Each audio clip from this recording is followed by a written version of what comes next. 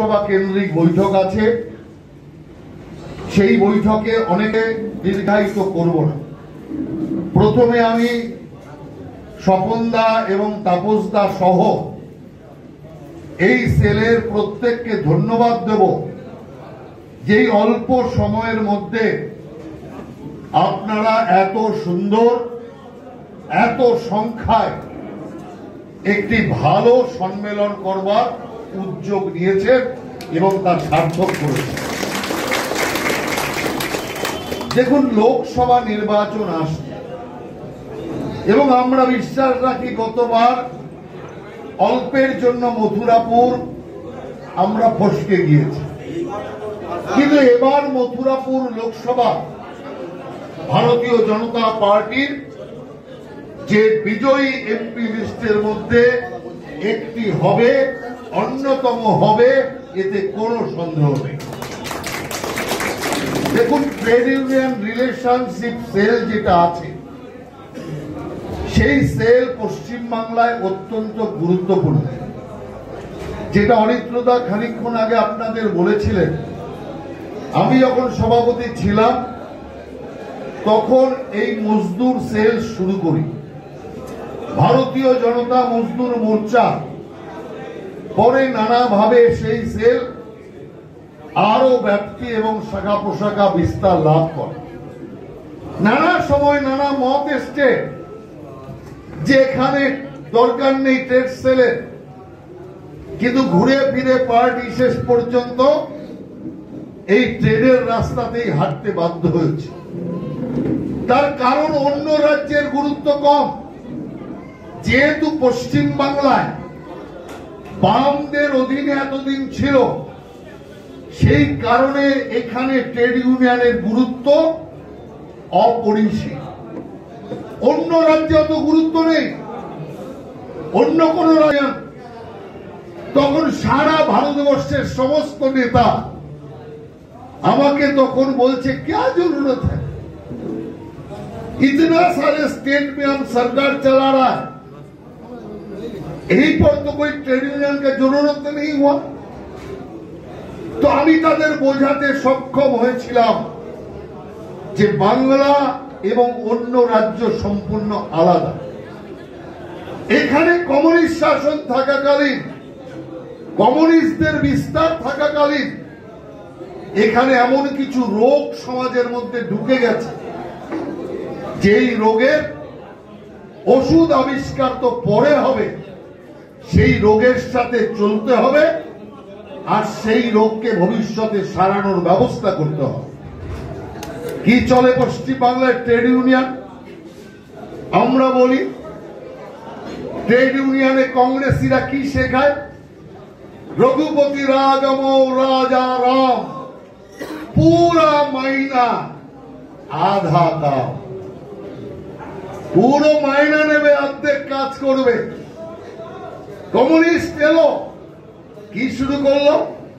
রঘুপতি রাঘব রাজা রাম, পুরা মহিনা বিনা কাম। শুধু ইনকলাব জিন্দাবাদ করো, কোনো কাজ করার দরকার নেই।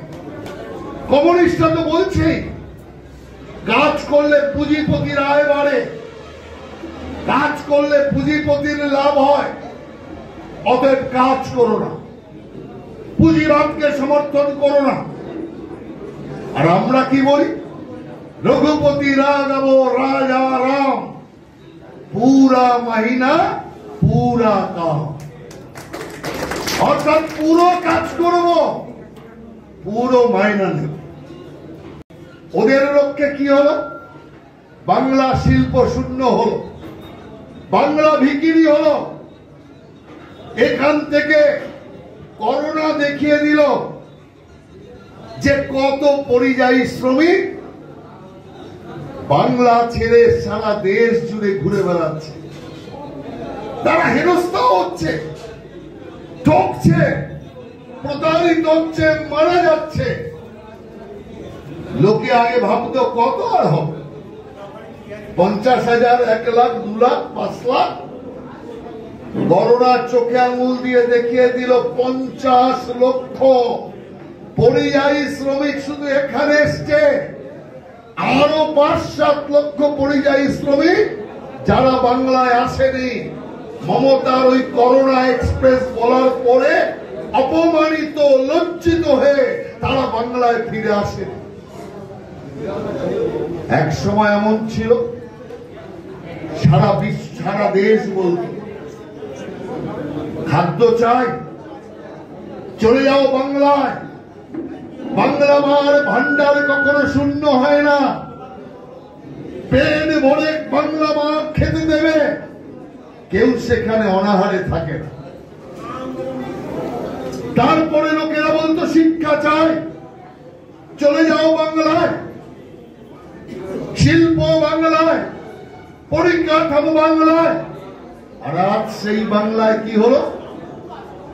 ইলেকট্রিক সারপ্লাস, লোডশেডিং উঠে গেছে। কিসের জন্য উঠে গেছে? মমতা ব্যানার্জি কি একটা নতুন বিদ্যুৎ স্টেশন তৈরি করেছে? কোন নতুন কিছু বিপ্লব দেখিয়েছে? তাহলে লোডশেডিং নেই কেন? শিল্প নেই, লোডশেডিংও এখানে নেই। তার কারণ বিদ্যুৎ লাগবে কোথায়? আজকে বিদ্যুৎ উৎপাদন হলেও বিদ্যুৎ লাগার জায়গা নেই, বিদ্যুৎকে নষ্ট করে দিতে হচ্ছে, কারণ বিদ্যুৎ প্রিজার্ভ করা যায় না। আজ এমন অবস্থা পশ্চিমবাংলা। সেই কারণে আমরা মনে করি যে আমরা শিল্প তৈরি করতে চাই, আমরা ব্যবসাকে বাড়াতে চাই, অর্থনৈতিক আবর্তন চাই। যদি এখানে অর্থনৈতিক আবর্তন না হয় তাহলে পশ্চিম বাংলা নিলাম হবে, যেটা মমতা ব্যানার্জি করছে। শুরু থেকে কি বলতো? এই রাজ্যে বামফ্রন্ট সরকার চলে যাওয়ার পর মমতা ব্যানার্জি বলল সরকার চালাবো কি দিয়ে?